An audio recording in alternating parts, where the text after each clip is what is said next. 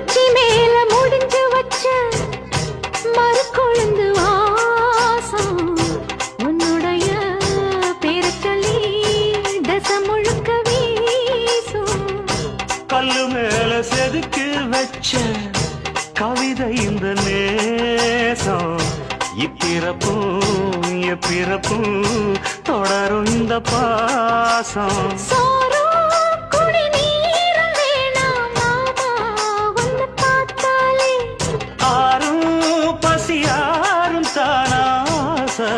மொழி கேட்டாலே ஒன்ன பிரிஞ்சிருக்க தன்னந்தனிச்சிருக்க அம்மம்மாடி அப்பப்பாடி என் மனசு ஒத்துக்காது.